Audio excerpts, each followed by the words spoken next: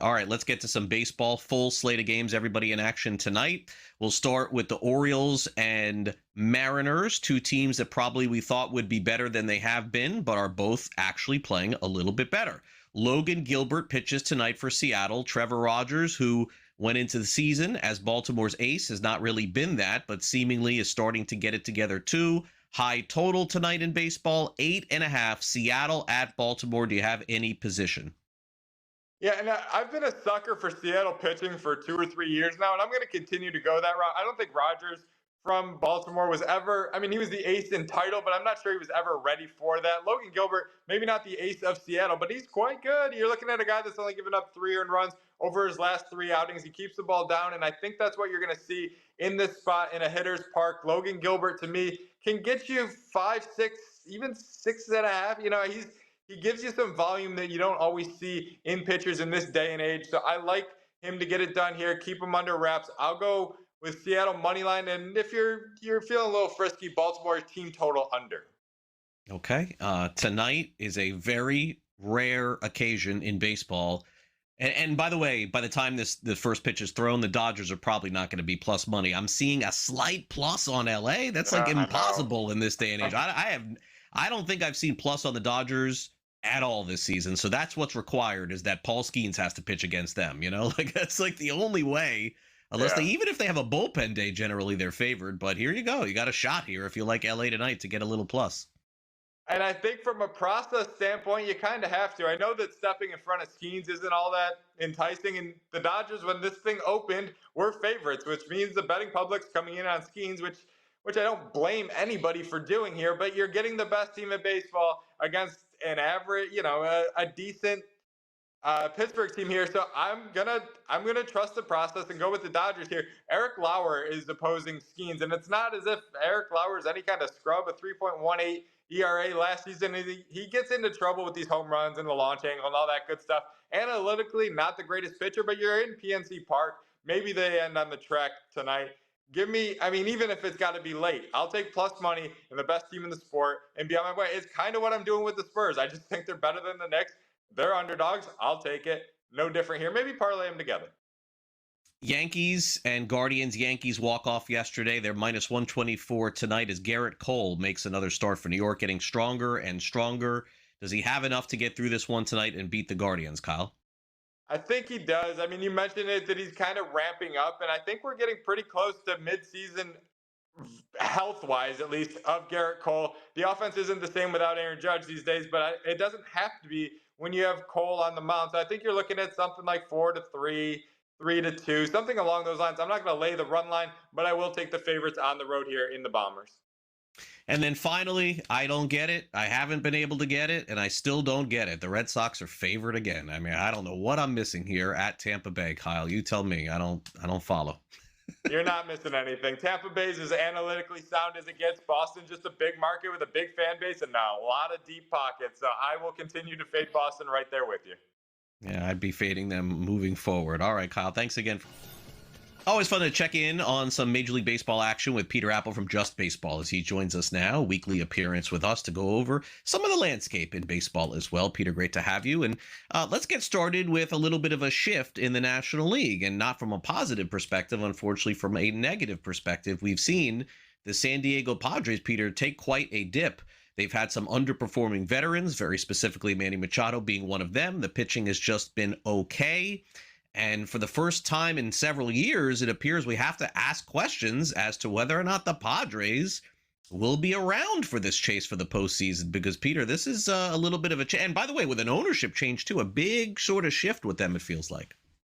Yeah, this is a different Padres team than in years past. And the Padres have always had a really good team, and it's in large part because of the 3 guys at the top of their lineup, whether that be Fernando Tatis Jr., Manny Machado, and Jackson Merrill. However, this year, what's been widely publicized is the fact that Fernando Tatis Jr. only has 1 home run, but that's not even the biggest issue here, because Tatis, when you look at WRC plus, has been a below average hitter. Manny Machado is, freaking out about all the advanced analytics in baseball, but an easy analytic to use is batting average, where he ranks dead last in Major League Baseball. And then you have Jackson Merrill, who I still believe is this budding star, but last year, It was more of a down year compared to his rookie year. He was dealing with injuries. But then this year, I mean, it's a 600 OPS. And I look at last night's game against the Reds, even though this team did win, but it was a weird way to win, right? So it's a tie game,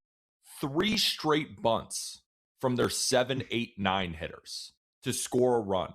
And then with no outs, bases loaded, it's Tatis, it's Merrill, and it's Ty France. What do?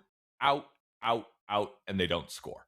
Now, the Padres still won that game, but I think that sequence is a good symbol of what the Padres are this year.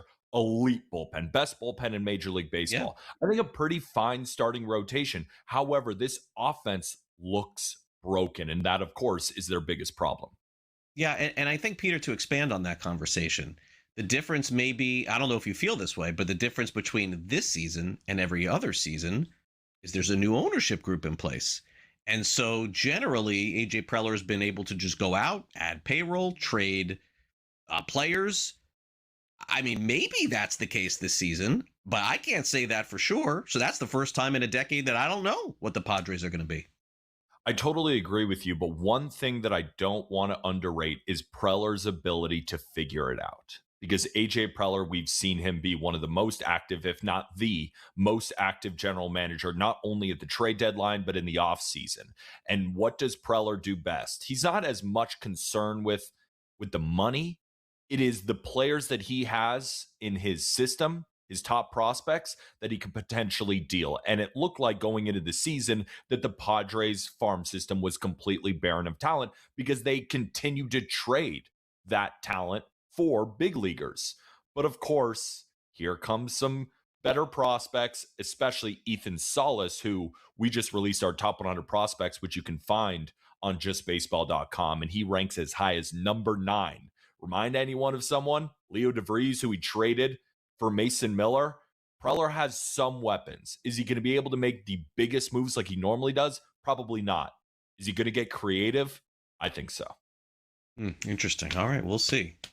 Let's hit the MVP market in the American League, Peter. We're wide open. You know, I mean, like with Judge going out, like this thing is anybody's. And we saw Nick Kurtz hit a couple of home runs. I think this guy's going to get super hot.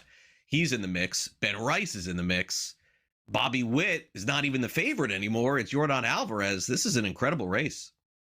It's an incredible race. And when you take Judge out, just like you would take, let's say, Shohei Ohtani out in the National League, it really becomes anybody's game. But when I look at those current odds, I find myself questioning who on that odds list is going to be on a really good team. And what I mean by that is normally the MVP voters are at least going to lean towards a team in the playoff hunt or a team, you know, winning their own division. And I look at the Houston Astros and I see them in 4th place in their division. I look at the Royals and Bobby Witt Jr. and see them in last place in arguably the worst division in all of Major League Baseball. I look at Ben Rice. He's on a great Yankees team, but he's falling behind in the WAR leaderboards because his defense isn't even close to on par. And offensively, he still lags a little bit behind Yordan Alvarez. And then I look at Nick Kurtz, again, in 3rd place in the American League West. I look at Julio Rodriguez. He could potentially be on an American League West winning Mariners team. However, he just lags behind offensively than a lot of these guys. So who do you really key in on? It's really tough to know. So when there's not a clear-cut answer, I'm going to go with the leader in the clubhouse. And I think those odds are slightly wrong. I think it absolutely should be Bobby Witt Jr.'s award right now. Yordan Alvarez is putting up prolific offensive numbers, but he plays a bad left field in DH. Right. Bobby Witt Jr. is the best defender in all of sports.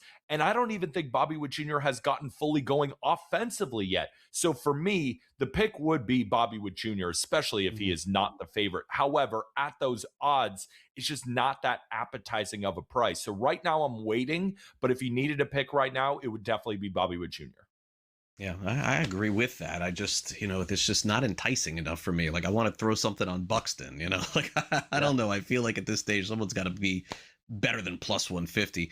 Let's hit the Yankees real quick. 93.5 is their win total, still on the higher side, even without Judge, because I guess there's some expectation that he returns. Again, I don't know the medicals, but I'm skeptical that anything is happening in the next couple of months with him. So they're just going to have to carry the load. But then, Peter, this is a team that I am sure in August is going to put the foot down and say, hey, let's go get some extra players here. I think they'll probably end up winning the East, but I'm not willing to go over on anything else.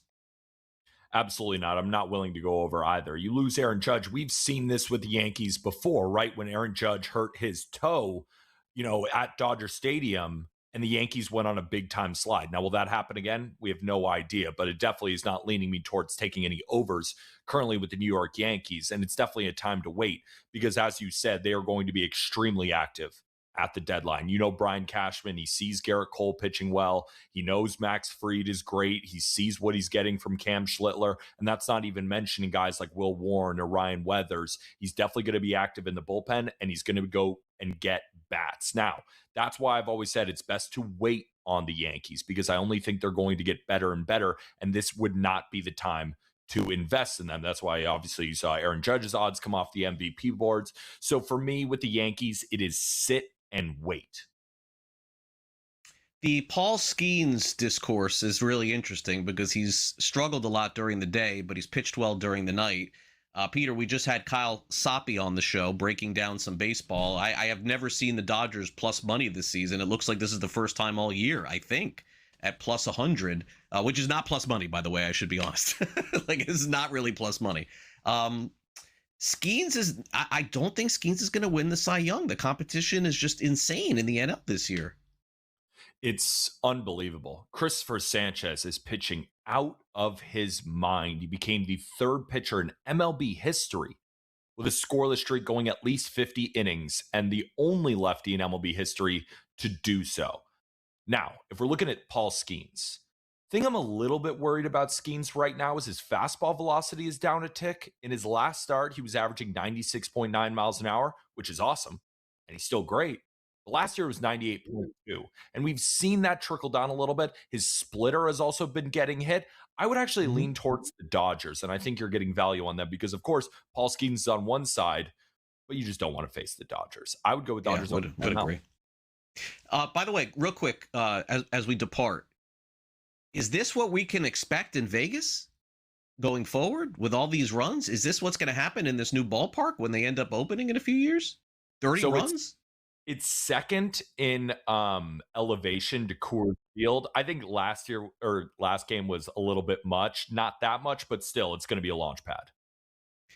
Make sure you check out Peter and all the folks at Just Baseball for the latest in college baseball news and also their mock draft 2.0 coming up in July. That's out at justbaseball.com. Thanks, Peter, for coming on. We're going to have a little fun as we wrap it up here, George, with a game that naturally we would never preview because there's so many better ones on the board. But not tonight. A total of 13 in a Major League Baseball game. Highest of the Major League Baseball season. This is it tonight. Last night was 12. Tonight is 13. You got the Brewers and A's, and the pitching isn't as good as it was last night.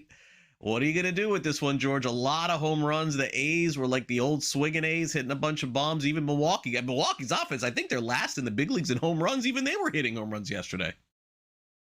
That's a key stat there, right? They don't usually hit home runs, and they were.